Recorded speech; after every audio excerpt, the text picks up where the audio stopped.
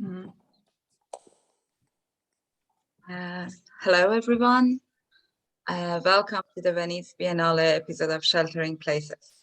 Sheltering Places is a public program organized by students and researchers at the New Center for Research and Practice.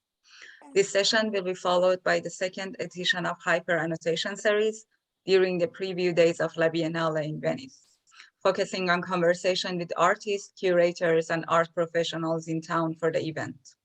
My name is Atefe, and today me and Agata are joined by this amazing group of people. Neringa Bumbliene, curator of Lithuanian Pavilion, Lizaveta German, curator of Ukrainian Pavilion, and Joanna Warsha, curator of Polish Pavilion. And we may be joined by Julieta Aranda from IFLAX. She's not still here, but we're waiting for her. So thank you, Atif, for the introduction. I would like to start conversation with a more open question. It's not directed to a particular person, so just feel free to respond in your own piece. We have noticed that generally in the art world, and particularly in artworks presented in Venice, there is a future-oriented approach to addressing geopolitical or environmental questions, motivated by the belief in positive change. But it seems that future is already here, and the recent events and radicalization of politics on its conservative edges don't show that positive changes are soon or even possible. And especially this year with the military aggression of Russia on the territory of Ukraine, the immediacy of the real world is finding its way more than ever into the Biennale. So maybe general pessimism would help us better respond toward events. And we have these two powerful ideas of re-enchantment and exhaustion as borrowed metaphors from the works of Małgorzata Amirgatas presented by the Polish Pavilion and Pablo Makov presented by Ukrainian Pavilion. So we would like to know how could you relate to those two confronting perspectives? I'm happy to start. Yeah, as you mentioned, this idea of exhaustion is the central to Pablo Makov's piece we're presenting in the Ukrainian Pavilion. And I can say that, just responding to what you just mentioned, I can say that the piece of Pablo Makov is about future that is not now, but the future which has been here for a while. We just haven't been able to notice it. We just haven't been able to recognize it. The actual piece, this Fountain of Exhaustion, the idea came to Makov in the early 90s, and it was about the post-Soviet city of Kharkiv when he was resided. You know, it's like a large city in the east of Ukraine, and industrial one, but also the city of universities, the city of constructivism. It was about exhaustion of social life, of some social relations which were changing, which were in the transition after the Soviet Union collapse. And but then 27 years ago, Pablo decided, it's not like this, he decided, he was always willing to do it, to complete it, to realize this idea as a working kinetic sculpture with water inside, because he wasn't able to do so before. And upon our invitation to present it in Venice, he realized that this project became even more relevant than it used to be. But now this idea, the symbol of exhaustion, doesn't only relate to a local context of Ukraine, of the post-Soviet country, which is not post-Soviet anymore, which has its own 30 years of independence history, but that it refers to a global context, and it becomes the symbol of exhaustion of on ecological level, of course, as you just mentioned, also exhaustion of political relationship, is all these political manipulations we've been experiencing both eastwards and westwards, and just global south, global earth, if you can say, it does relate to everyone, no matter what kind of political regime we're living in. Of course, it's about exhaustion of economical relations, economical models. And that this project became, well, of course, needless to say that the pandemic was also about exhaustion of just human resources and about our inability to sometimes adapt ourselves to new social reality. But of course, after the war started, it has become the symbol of exhaustion of humanity, which of course also relates to everyone, not just to Ukraine, which has this direct impact, direct suffering, but it does relate to much more global context. But also, what I was answering your questions about the future, I think, it is the future which we could have recognized 5 years ago, 10 years ago. And by saying we, I don't mean Ukrainians, I mean global community. This is the aggression which is now experiencing was quite clear and quite obvious years ago. No one just recognized it. So I think, when you're looking at the project of Pavel Markov, and in more general to all of his practice, because his practice is very rich and very diverse. And now I'm looking at many of his pieces, his graphics, his drawings, his just some sculptural, more conceptual works, which he created 10 years ago. And I'm sometimes just shocked that it is so obvious how he envisioned many things. And I don't want to, to have this conversation about the artist as a prophet, an artist as a kind of a, someone who sees the future. No, it's just about the sensibility, which is so obvious and which is so, so kind of clear that, it just kind of takes my breath away, how sensible he was and how many things were clear in his art. So I think, unfortunately, it's not about, our project is not about the bright future, which will be, soon to come, but the kind of gloomy future, which has already arrived, years ago, that we've been living in this gloomy future for a while. But I don't want to kind of end up on a pessimistic note, because in the end, there is a lot of poetry and a lot of beauty in Markov's object. It's not just a dark social statement. It's about, well, it's a symbol which can be, read and which can be explained on many levels. And we will be happy if people will be just contemplate it on, water drops of this fountain, because the fountain of exhaustion is the fountain which is not kind of jumping up, but kind of goes down until the water is not there anymore. So the fountain exhausts itself. So we would be happy, if just people will contemplate on the water and find some beauty in it, and then just, find some peace there, find some tranquility there. So yeah, that's how I would interpret your statement about the future. Thank you. Yes, thank you very much.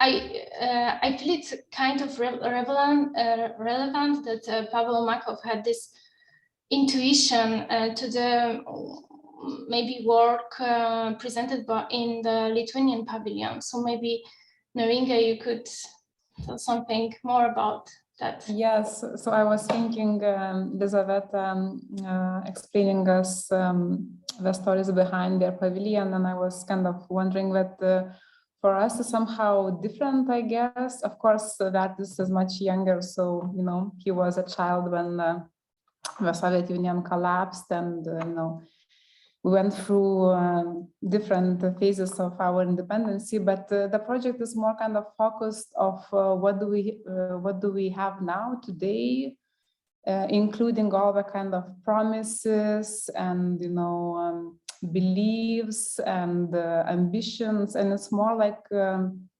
just kind of seeing what we have here around us and what we can do with that to kind of to build some, I don't know, better structures that would fit us personally better, where we can kind of,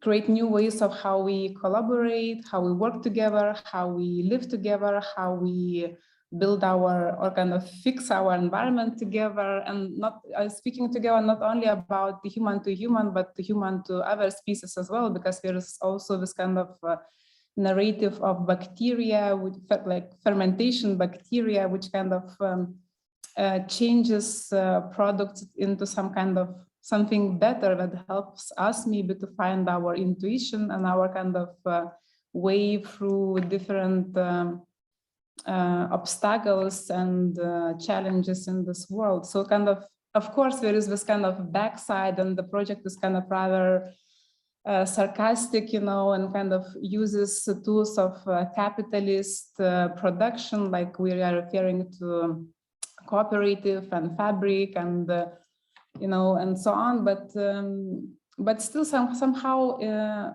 like also working on it and speaking to the artist and, you know, being in a pavilion and, you know, presenting it to other people, I kind of feel somehow empowered by what we have. And also, as all of us, we started working on the project in 2020. So it was the middle of COVID crisis. And now we are facing this brutal and completely like unbearable Russian invasion in Ukraine, and of course we kind of discussed a lot what, you know, what can art do, what we should do in the pavilion, and kind of, and maybe what we can do outside of a pavilion.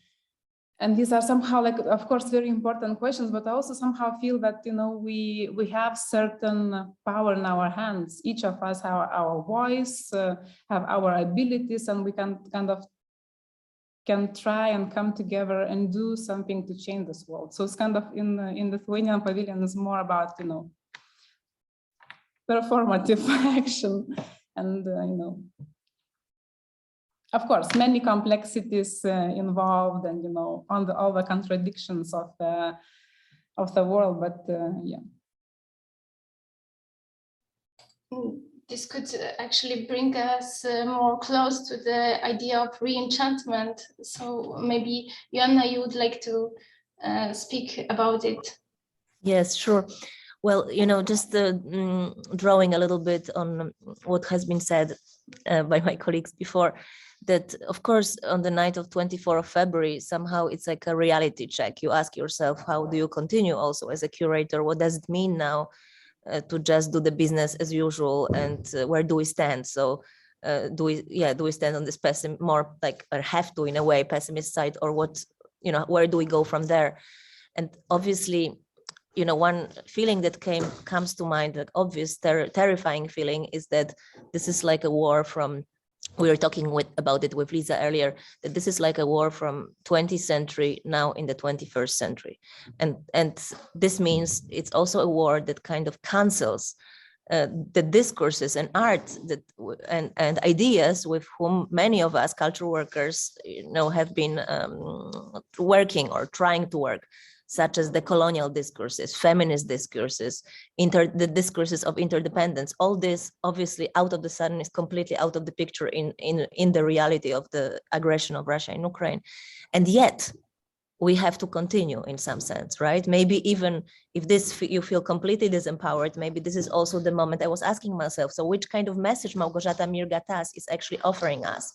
And obviously she's offering a very deep, non-violent message. It has always been there, but I think now it becomes even stronger, that through the lens of her experience as a Roma woman, as a feminist of minority, as somebody coming from a community that has always been never having any territorial and national tendencies, because the Roma community, the largest minority of Europe, as we know, is living both, you know, in Ukraine, in Belarus, in Poland, in Sweden, in many countries, mostly Eastern European countries. And in some sense, yes, I think there is no other choice but to continue, even if it feels weak. It feels like a weak resistance, of what philosopher Ewa Majewska called weak resistance. But yet, I think art needs to stay this platform where you have a belief in some kind of laboratory of ideas, because otherwise, why do we go to this carnival that is Venice? It's a total carnival, you know, from the end of 19th century, from the moment where all these national discourses have been coined, where the world art fairs have been, you know, cooking, where the colonial empires have been at their peak. But we keep coming here, and we keep considering it important also because at the end of the day, it's also a conversation we are having together. It's a conversation between different well, not only countries, because there are so many other pavilions that are not representing countries. So, and of course they fight for the visibility, but still it's a conversation. And in this sense, maybe Venice makes, it's kind of a statement in light of war in Ukraine and also other conflicts going on in the world, that with many of the pavilions and many conversations going on, actually claiming for this nonviolent strategies, feminist strategies, indigenous knowledges. And we'll see what is in the air. And definitely it's not only the military mindset that Russia is now propagating. Exactly. With Atif, we were discussing that probably the structure of the Biennale is close to its exhaustion, and it has always been criticized for the nationalized pavilions, Eurocentrism, tokenism, art businesses involved. And still everybody is participating, and many people, as you said, Joanna, feel it so essential as a meeting space. And also this year, when the edition was postponed because of the pandemic, so we are very curious, and this is the question to all our guests. So what does it mean to you personally to participate in this event?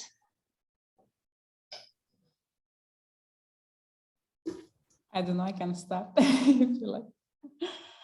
Sure. So yeah, so to me, it feels, I must admit, it feels rather exciting to be this year here. Of course, also because of this kind of gap, a pause that was made due to COVID-19. And it's also somehow exciting to come together with the dear colleagues from different places of the world to have this moment of exchange, of dialogue, of also sharing your heartbreak, sharing information, trying to see how can we help each other, what should we do to survive this moment. And it also feels very important. I am Lithuanian and I represent Lithuania, so a small young country in Eastern Europe. So I also kind of feel it's a rather important place for us to be and have voice and make this voice heard and make us kind of visible as a country, as an entity, also in the face of such a kind of brutal Russian aggression again, so yeah, to me it feels special. And not like I don't, of course, also in terms of what we do in artistic terms, it's so exciting to work with the artists.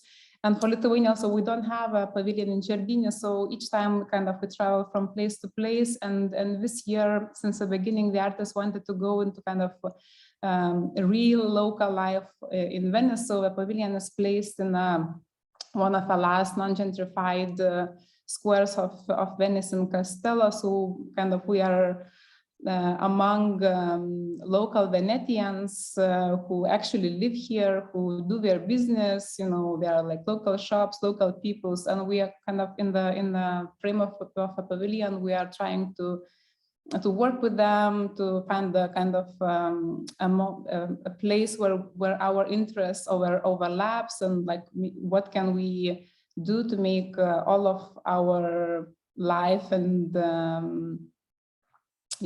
environment better. So it kind of course, there are many complexities, but I'm kind of feel happy and honored to be here, and it feels exciting to meet the colleagues, and I'm very eager to see the Biennale when it opens next week. Hello, Julieta. We are very happy to welcome you here. So first, we discussed the idea of pessimism and optimism, and how they function in the contemporary art world. And also recently I've asked the other participants what does it mean to them personally to participate in the Biennale. So So maybe Julieta, you would like to respond to the first question, because we were also speaking about the idea of exhaustion that is touched mostly by the Ukrainian pavilion, and the idea of the re-enchantment that we can observe in the works presented by Gosia Mirgatas, the artist presented by the Polish pavilion. So we have these two confronting ideas, and we are curious, what is your position on them? Oh, you are muted. Yeah.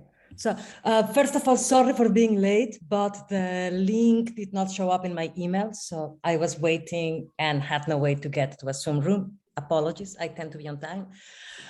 And I mean, it's funny that you're talking about optimism and pessimism and the reverberations, right? And that you're channeling through like the idea of exhaustion, because obviously, we are at a very much exhausted moment in several counts, right? So between the entirety of catastrophe that has, like the narrative of catastrophe that has been playing so relentlessly, it's very hard to not be tired, right? To not feel really exhausted, basically. And I mean, it's very funny because I was thinking today, I'm not in Venice and I'm not going to Venice for the opening. And I was thinking, wow, this is the first time in 2 decades that I'm not there. And I'm trying to understand why, because it's never been, normally I would have I would have made plans to be there. So I'm quite interested in the fact that I'm not there, that Anton is not there. And I could give you an excuse, to save face and say, well, I don't have any work, I'm not participating, so I don't have anything to do there. But that's not true, right? There is something, I don't have work there or am I participating, but that's not the reason to go or not go. And there is a kind of exhaustion right now at play as well, that also has to do with just like being simply so, I don't know if that's exhaustion. This speaks more to, it's like sitting somewhere between optimism, pessimism, and exhaustion, right? I like having this incredible overload of worlds, yeah, like of everything that's happening, and really trying to understand if the contemporary art world is simply equipped to respond, and not knowing how well equipped we are to produce the meaningful responses. And that's something that I've been asking myself with the kind of work that I'm doing now, and the interest that I've had recently on multi-species issues and so on. I tend to wonder, okay, who is funding this? Where is the money coming from? I remember walking in Venice in front of many Russian jets, yeah, and I just think, okay, is this the moment? I'm sure they are not there because of the sanctions, but it's a very strange, it produces a very strange feeling, which is why I am not there, yeah? And it has really a lot to do with not understanding. I don't have the answer for that, but I just have the burning question of how well equipped we are to really address the questions and the issues that are playing in the world right now, if that makes any sense. Yeah, to me, it sounds like I understand your concern. I kind of completely share same for me, but I also feel that it is important for us to kind of to have our voice, to use it, and to say what we stand for, and to stand for it, to be present, to be visible, to make our voice heard, or at least make it audible. So, because to me it feels that this is a moment that we have to do that, despite of whatever we are used to or how we feel like, but it's a moment to stand up and be here present. So yeah, Venice is not, of course, a place perhaps for evolution, but it's a great platform which is visible internationally, and I kind of think we should use it. No, I completely agree with you. This was more about, you know, and I totally agree. And there are, I mean, I also think that it's that's everything that I said. I obviously think that. I also know that, you know, like in the main exhibition, there have never been so many women. I'm sure there have never been so many people of color representing countries before. So, you know, so that of course also makes, I mean, it's important. I mean, it's important to be there for these constituencies and so on, but I want to understand why. I mean, like, I don't know, I'm always like a bit worried about things being reduced to subject matter and to kind of like gravy trains.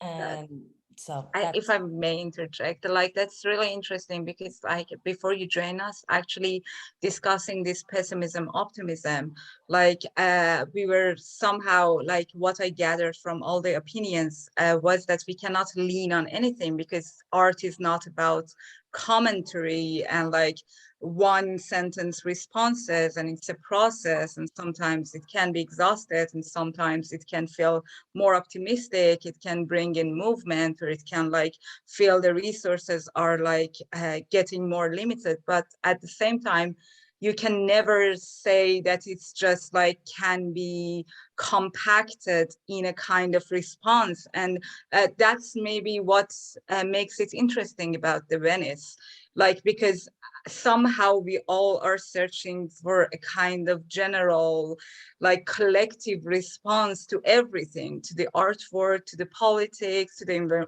environmental issues.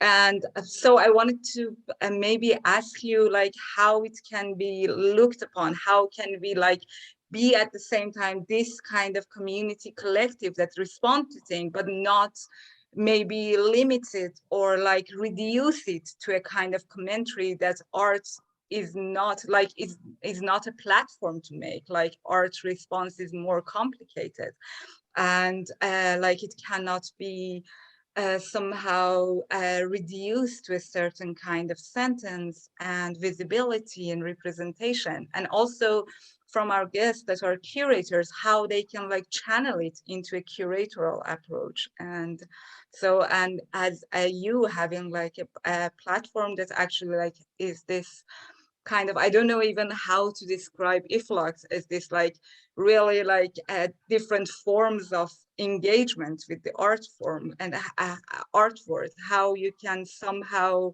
channel all these complexities and not to reduce them, but at the same time not be not be indifferent to things that are actually happening.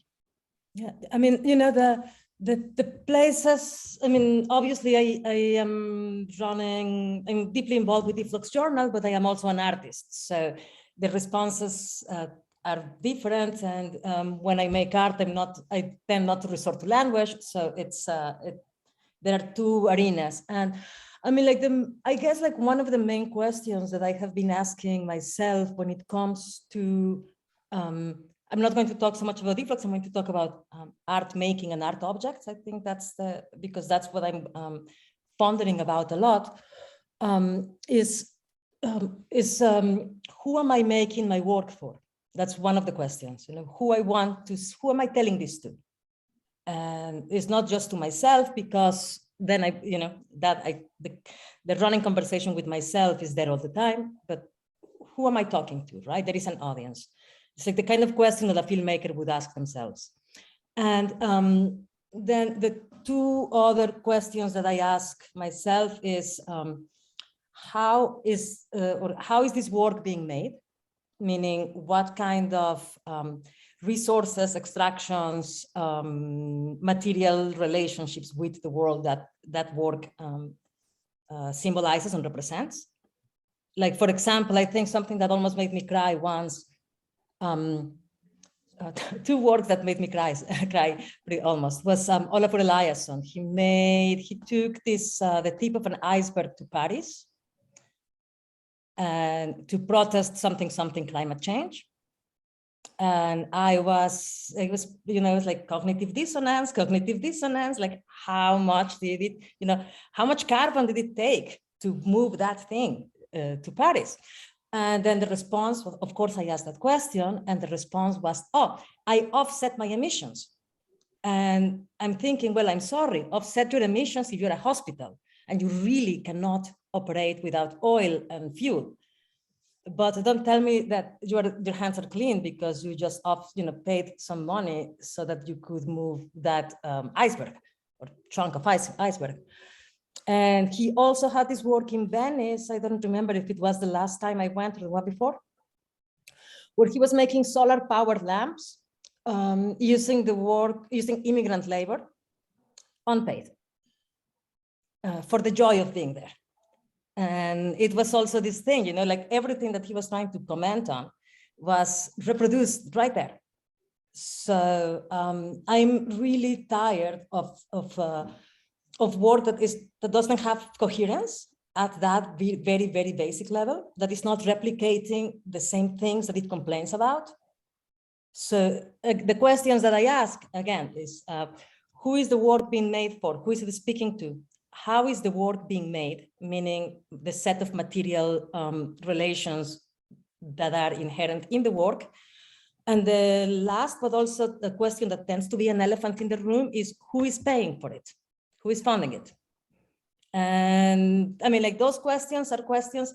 I think I also, I mean, those questions are at play in Venice all the time, you know? So that's, I mean, I don't know if I'm being pessimist or cynical. Like I can't tell you that.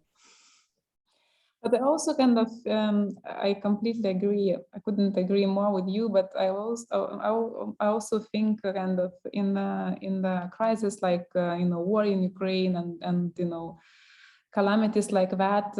I think I was recently invited to Guggenheim here in Venice for the opening of the Surrealist exhibition, and I noticed that many works were made during the Second World War. And I was, the Holocaust and all the atrocities that happened. And I was thinking to myself that, of course, like on a personal level, like how did these artists manage to continue their work despite of anything? But I also was thinking that it was, I believe, very important, not only to them, but to wider audiences, to kind of people at large, because, sometimes the reality is too brutal or too dark to face it just like that. And I believe art can kind of open some space for us to imagine something, I don't know, else, better, different, and also give some kind of, power, despite of we are artists. I'm a curator, so I'm not an artist, but, I'm not a politician. I am not a businessman. I cannot, change the policies of the world, but still I have some, other tools in my hands, so which is also very powerful in a different way. So kind of I think a lot about this part of of the art world nowadays. I say the last thing just to respond to you, because I don't want to come across as saying that art should not be made, right? The production of images and, like the imagining an otherwise is incredibly important. And, producing the representations of what that otherwise can or, could be is important. And it's absolutely the work of, of artists. I mean, that is important. I think I'm not at all, disenchanted with art itself, but I am a little bit disenchanted with the trappings of art, the mechanisms around it, and how they have become in the last 15 years or so, since art has been really officially acknowledged as a financial instrument, and we even get updates about art in the front page of CNN. But yeah, I have spoken a lot already. So, if I may, if I may jump into to refer a little bit of what about Julieta was talking, but also answering, like partly answer the question of my personal reasons of why I participate in the biennial, but also referring to what Julieta was saying, who's paying for art. I would add another question: which kind of power, or which kind of power would be a good word in many senses of this word. Which kind of power stands behind art production? And in Venice, it's also very relevant because, well, the national participation, of course, refers to that there is a nation, a state, probably a government, which stands behind the pavilion in this or that case. And so there is also some institutions which represents, which finances, which gives infrastructure, gives instruments. In case of Ukraine, it becomes like even more interesting because Ukraine has a very short and limited history of participation in Venice. I think the first Ukrainian pavilion happened in 2001.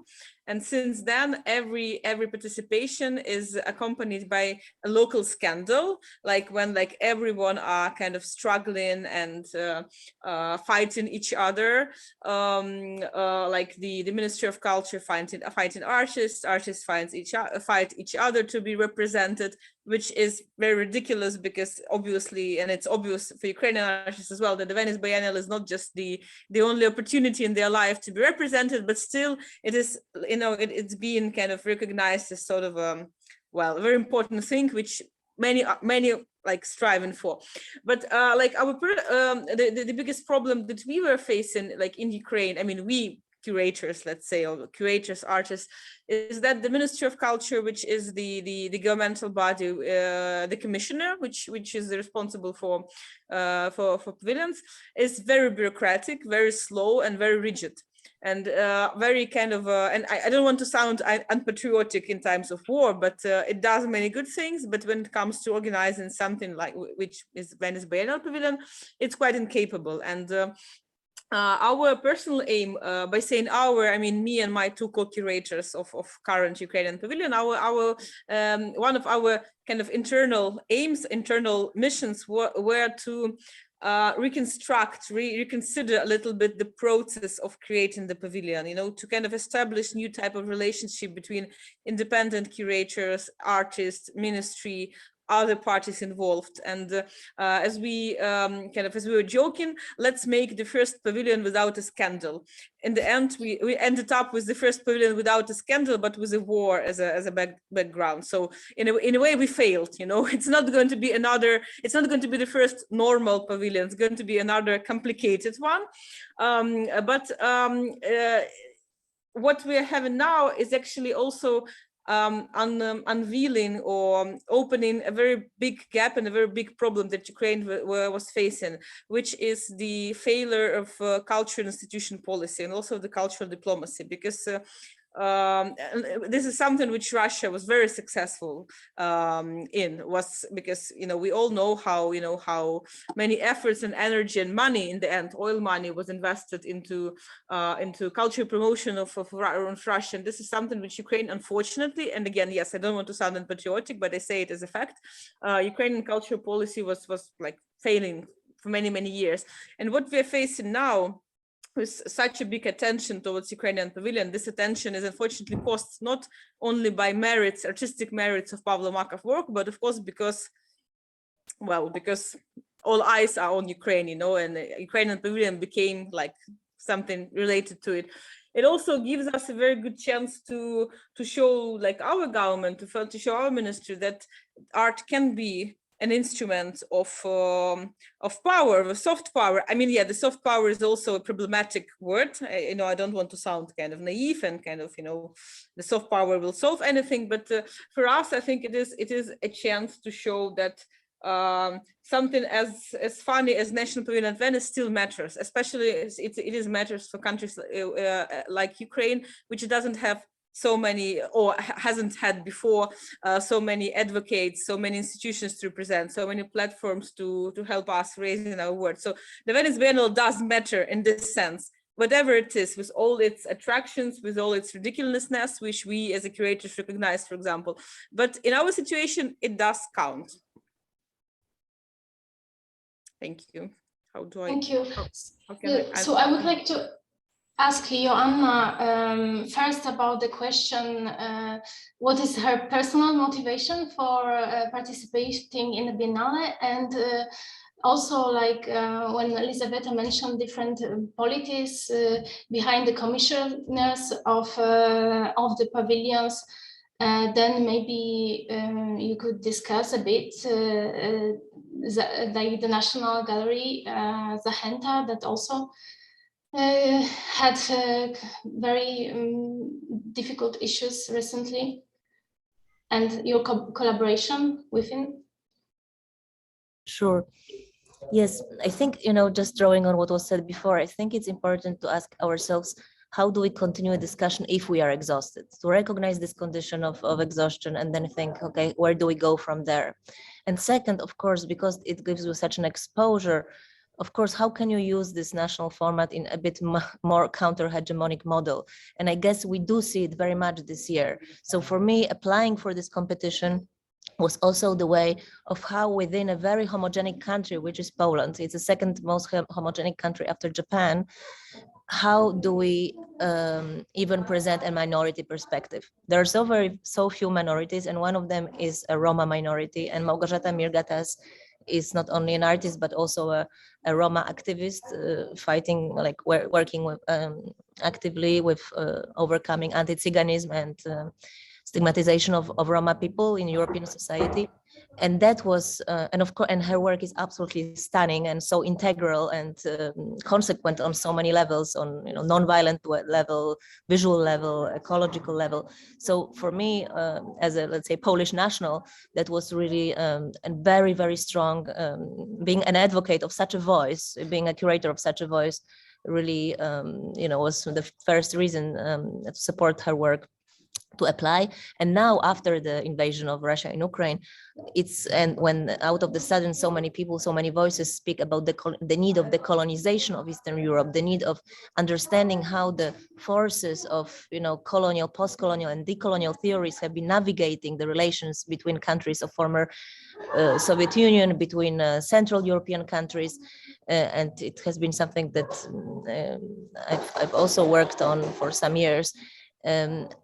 Even more, it seems to me important, and also in this panel, that many of European voices come together, and we can try to see actually how those dynamics play out, and what potential decolonization of in Eastern Europe would mean. So those many things added, I guess, make us also meet in Venice as a regional voice of sorts.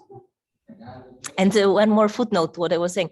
Julieta, do you remember when we were neighbors, 2017, we had a Venice opening dinner at your place? Mm-hmm. It was not we made like our own preview. So it seems like maybe you went later, but when 2017, we both were not at the preview of the Venice. Yeah. No, I did go later. Mm-hmm. I went with Leon. Yeah. But I mean, Joanna, I'm going to, this is a conversation that we have had.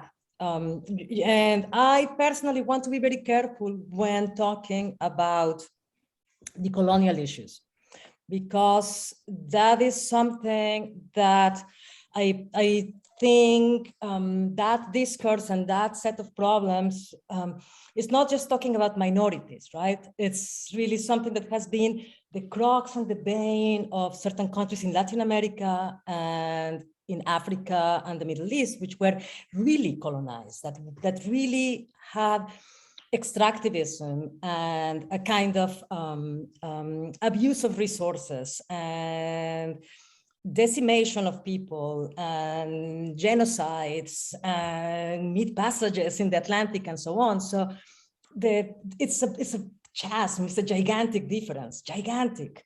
So I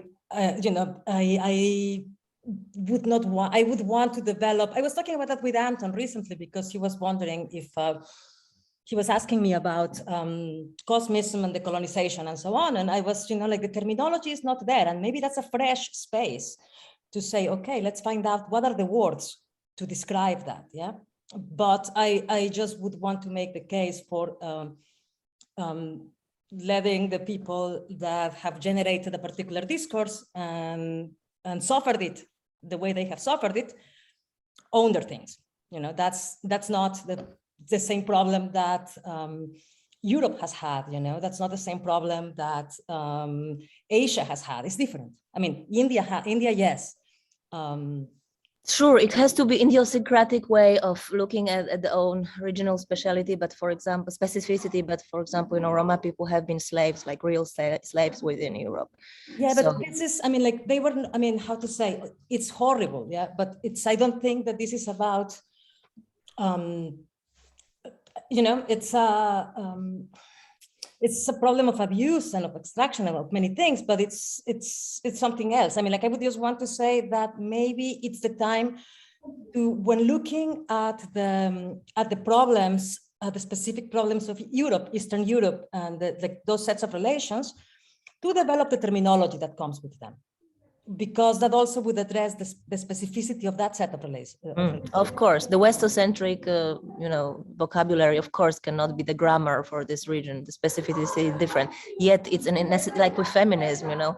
Of course, it's a certain set of ideas, certain set of philosophy that also has to be used within local idiosyncratic specificity, and I think that's important. That's happening now. The only thing that I worry about is distracting, you know, like taking attention from groups of people that in the same, I mean, just to use one of the things that makes me enthusiastic about the way in which Ukrainian refugees have been received in Berlin, which is great, is to think that I hope that this becomes the standard in which refugees and displaced people are treated everywhere. Which is not, it has never been the case. I do advocacy and work with refugees since 2015, and it's never the case. So just to say that there are peoples that are invisible, and I would not want to take to claim the colonial theory and make them invisible in their own terrain and take their own words away from them. But I am very. I really think we should. Yeah, we are not in the competition. We hope that those things can, you know, only support each other's like causes or struggle. I mean, it should not be about who gets to be seen or who suffers the most. That's not the point. Of course, no competition. This will be multi-directional thinking and working. But I mean, I will obviously, same as in 2017, I will be in Venice later, and I'm very curious to see what all of you are doing. Somebody was telling me about the Polish pavilion recently, and I'm quite curious. I'm sitting in it right now. Okay, that's a preview. Amazing. Yeah, all textile palazzo, made from secondhand used clothing and throwing material into the painting. I wanted to change somehow the subject, but like first I want to ask Neringa or Elisabetta if they have any comments on the conversation that we're going on. Okay. Actually, I wanted to somehow, maybe it is related somehow and maybe not, but I wanted to like somehow turn the conversation toward this year's theme of the Biennale, because generally it has been like few years or like, I don't know, more than few years that we have seen this resurging interest in surrealism, especially through like revisiting its non-male, non-Western heritage. And this year also, like the Biennale curated by its first woman curator, Cecilia Alemani, focuses on the feminist promise of surrealism. And it claims that it is a viable concept for thinking about transformation, about change, about our so-called post-human condition. And so I was going to ask you if you feel that this concept still has something to offer, if it enables us to think about the realities that the art force has always tried to engage with and like somehow address, being it environmental, being it technology, being it socio-political issues.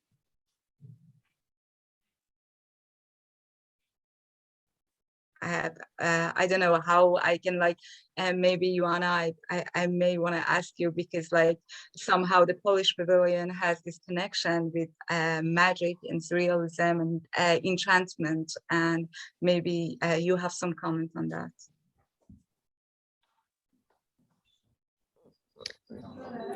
Well, when we were developing our proposal for this pavilion, it was before Cecilia announced her topic in some sense. And when she did announce it, and then we also saw that one of the chapters of her exhibition is called Re-Enchanting the World, so also uses Silvia Federici book in a way. We didn't feel like, oh my God, it's like overlapping, and the opposite. I think it's a common conversation that we are having, and I guess many other pavilions, like the Sami Pavilion this year, for example, also referring to that. So it's interesting to see, how art sometimes, anticipates or catches certain things that we are that are in the air. And I'm looking forward to. Of course, I haven't seen her exhibition yet, so I'm looking forward to see how those things can, just speak to each other.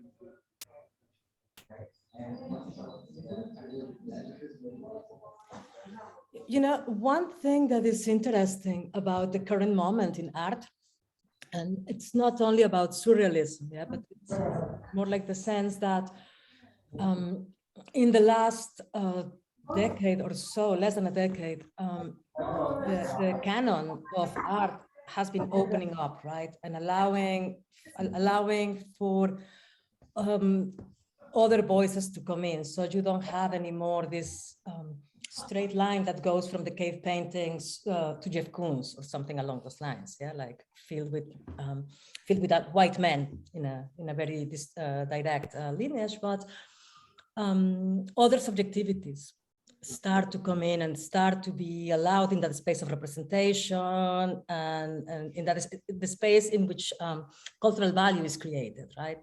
So I remember that in the Berlin Biennial that Gabi curated in 2015, I want to say. 18, I think. 18, okay, 18. dates, I'm bad with that.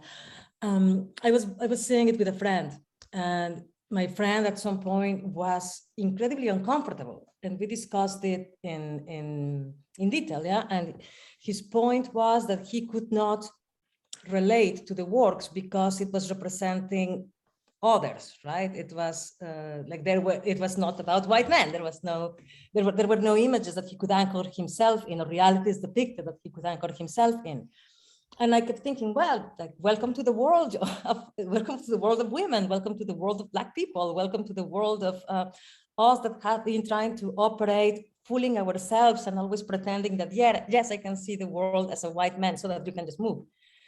And so the possibility of all those voices and perspectives entering what was a very close canon until very recently, it makes like art, in a sense, I'm very hopeful about what happens in terms of like the images and realities and so on, as all these voices and and languages and actually, I was in preparation to this, I was reading this some Lucy Lippard essays where she says all this in the 70s, but of course there was no room for her voice, so it's not that people are not saying that they were saying, but yet this other white men, they were too present, they were too, there was too much space for them.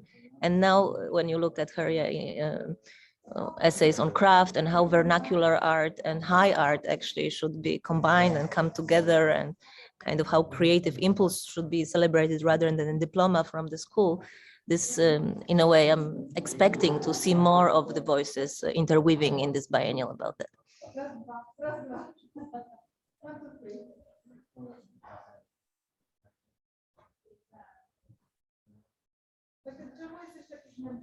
Sorry, do you have any comment on the main show of the Biennale, Elisabetta or Neringa?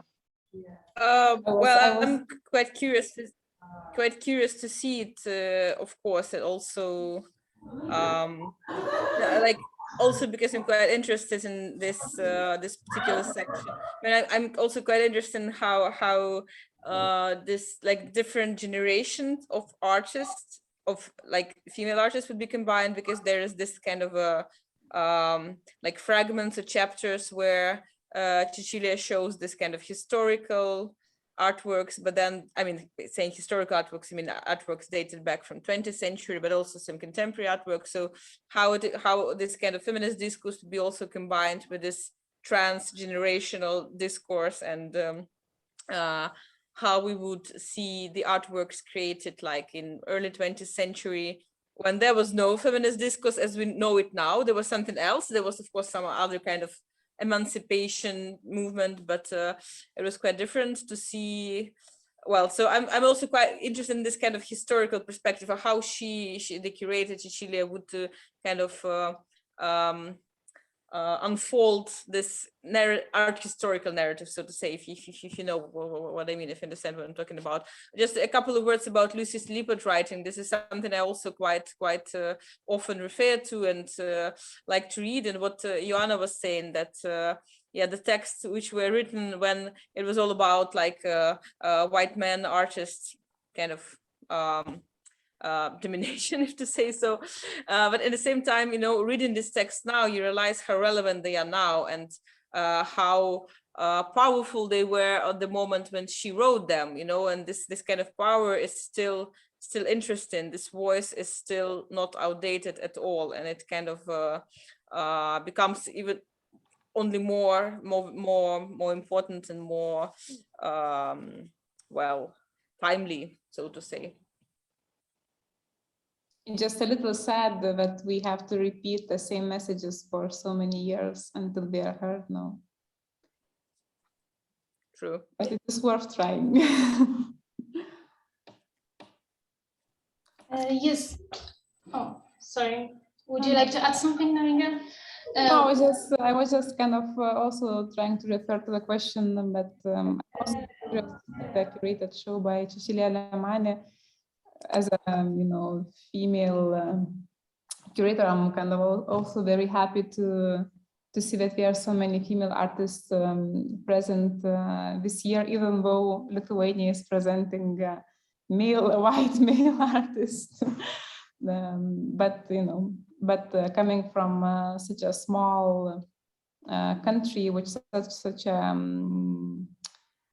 difficult and complex history for us, yeah, you know, these questions also mean something a little different than in the West, let's say.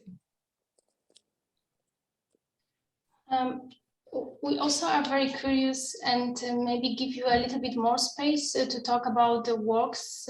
We already said a lot, but maybe you would like to add something about the works that would be presented in Polish, Lithuanian and Ukrainian pavilion. Maybe you find something relevant to add. This is mostly the question to Nerinka, Elizaveta, and Joanna. I just realized that I didn't even mention the name of the artist, who is Robertas Narkos, tonight. So Robertas Narkos is presenting a total installation, and this year we are, as mentioned, we are in Castella, in a kind of very local area of Castella. Lithuanian pavilion is located in two premises. We have two little venues. One is a former bakery, the other is the former laundry place, so really in the city. And so the artist is creating this surrealist cooperative that is producing a secret product made from an invasive seaweed species harvested here in Venice. And there are kind of many collaborators and involved, starting from a professional fermentation specialist, scientists, fellow artists, and local residents. And the artist kind of so creates this complex organism. And the kind of the leading layer is that he trusts the gut feeling. So the gut feeling, our intuition that hopefully will lead us to make the best decisions, trying to create some, I don't know, better futures. Welcome. Yeah, we are opening on the 21st of April, so please come by if you are in Venice. Thank you. We are so looking forward to see all the pavilions. And maybe Elisaveta and Joanna, would you like to add something about the artists that will be presented in Venice? Well, I spoke a little bit already about Małgorzatas work, but basically what you see behind me is it's a version of a famous palazzo in Ferrara in Italy, Palazzo Schifanoia, which was a very important reference point for Aby Warburg and his concept of migration of meanings and images. And he was tracing, it's a zodiac, it's a walking zodiac. So actually you have different months, like you can see here, this is March, and Aries, this is what is it, April, this is Twins, Gemini, and it's a zodiac in Palazzo, pretty important for art history. And in this whole migration of images and the concept of iconology that Warburg coined, of course, there is, even if the images travel from India through Persia to ancient Greece and Renaissance in Italy, somehow the Roma culture and the nomadic Roma culture doesn't appear. So in a way, what Małgorzata does is like her own way of creating this picture palace, also as another writer, Ali Smith, calls it picture palace, but by throwing material into the painting and creating an own textile version of this palazzo, and also looking at this questioning, of course, also Warburg's idea and many others about migrations of meanings, and yet like making many operations from cultural appropriation to cultural appreciation, one can say. So very much invite you. And also I will have to go in 2-3 minutes because we are going to test the light and it's going to be very, very, very dark. So I will have to leave you very soon. Thank you, Anna. And Elisaveta, I will direct the same question for you. Like we also I think told a lot, but like in general, Pavlo Makov is the artist who's been based in Kharkiv, which is a big city in the east of Ukraine for more than 30 years. He's one of the most like prominent and well-known and established in a way artists, but at the same time he's not the kind of artist who is kind of well, just made a stop in his career by having a success and recognition, but he's someone who's really very open and very interested in a dialogue with younger artists, with younger curators, because we represent different generations. He's much older than we are, but I can say proudly that he's a good friend of mine, and we are just on the same page in just private conversation and in our like vision of art and of exhibition making. So his project is called Fountain of Exhaustion, and the idea of the project came in 1994, like in the very beginning of like right after the Soviet Union collapsed in the first years of Ukrainian independence. In this idea of this fountain, originally he wanted to install it as a fountain, as a kind of a working kinetic sculpture or just public space object. He wanted to install it in Kharkiv, but he never succeeded.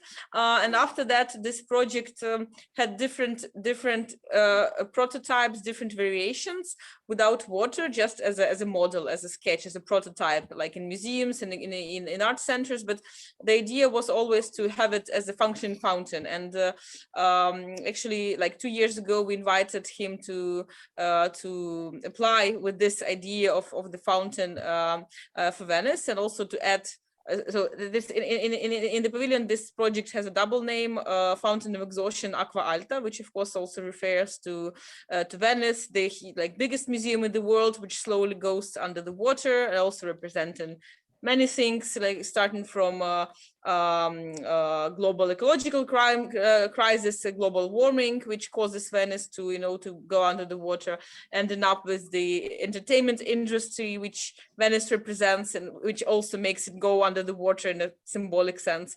Yeah, so this project was envisioned referring to a very local context of Kharkiv, a post-Soviet big Ukrainian city, but now this fountain of exhaustion became symbol of exhaustion of many, many levels, and it refers to global community, as I mentioned before. So you're very welcome to join us. Also, we have an opening on 22nd of April, so if you want, just come to greet the artists and just pass by any day after 19th. Thank you so much. We have a few more minutes. If you will have any things that you would like to add to our discussion, to summarize a little bit, so just feel free to express it. I have although a little bit of more than a few more minutes, so like maybe 10-15 minutes. So, but like any not final, but like semi-final thoughts that you thought you wanted to discuss and haven't been there, we would be happy to hear your thoughts.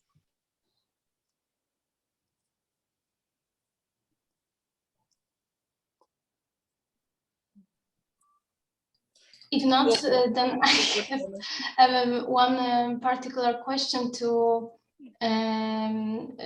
you, Anna, because you are Polish Pavilion is participating in the first solidarity network that between Polish Pavilion, New Zealand Pavilion, Albanian, British, and Nepali and Singapore pavilions.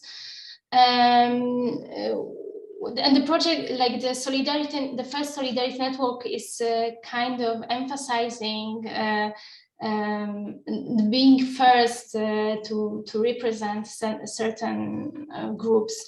And I'm curious how to lead this narration of being the first as a kind of achievement that is not tending toward tokenism and doesn't overcast the artist's personalities and artistic qualities or labels them in anywhere. So maybe, Joanna, you could elaborate a little bit on that. Where first Solidarity Network it was an invitation to us to which we responded. So it was an invitation from an artist, actually an artist-led initiative of first Pacific trans artist from Samoa Island, Yoki Kihara, who represents New Zealand.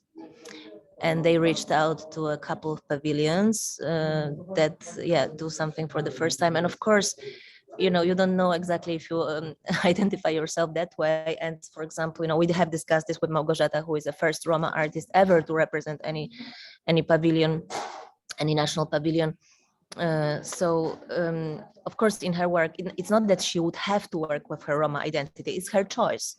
Once somebody in Poland has asked her, you don't need to always describe yourself as a Roma artist, you are Polish and you can just obliterate that fact. And she said, no, actually, why should I if I choose to? But it doesn't mean that everyone would have to, who is Roma by birth, would have to work with that. So that's absolutely a choice of that person to decide if you, and this is how I also understand this first solidarity network, that you actually consciously work from within this community or within this identity. And we are also using in our work this term of a scholar, Ether Brooks, who calls also what Małgorzata is doing, another woman feminist of minority. It's kind of a feminist that works from within often patriarchal structures, that doesn't leave those structures behind to go, for example, to big cities. So Małgorzata also consciously chose to go back to her village in Tatra Mountains, and from within this village practices what we all use this, many of us use this situated knowledges, but this is actually what it is in applied sense, like she uses it as a Roma situated knowledge. So I guess, there, and again, I was saying this at the beginning, there are some conversations in there are some conversations going on, and I see this first solidarity network also as a way of putting certain forces together within a conversation. Thank you so much. Are there any like final comments or? I would like really much to thank you for participating in this meeting. It was wonderful to see you here, and I would like also to invite you and or our listeners to our following project that will take place in Venice, Hyper Annotations 2.0, organized by the New Center for Research and Practice Parallel Academia Group, where we will talk with artists and curators taking part in the Biennale about their perspectives on this year's event. This hyper annotations will take place from 20th and until 22nd of April between 11 and 2 p.m. and will be hosted by Lithuanian Pavilion. And all the interviews will be broadcasted on our New Center's social media channels. And also we would like, with Atif, thanks very much to Kasra Rahmanian and Mo Salemi for organizing this event for us. And thank you very much. Thank you very much for the invitation. Thank Thank you. you. Thank you so Great much. seeing everyone. Thank you. Much, everyone. Best of luck and see you in Venice. See you. Bye. Or Bye-bye. somewhere else. I'll go take your work later on. I really look forward. You're more than welcome, Julieta. Yeah. I'll be Bye. there. I have a show. No, the reality why I'm not in Venice is that I have a show opening on May 25th, and I'm going crazy making work. So course. I cannot take time off, but I really look forward to going to see. I mean, what kind of incredible feat did you people put together in working under some of the conditions that you have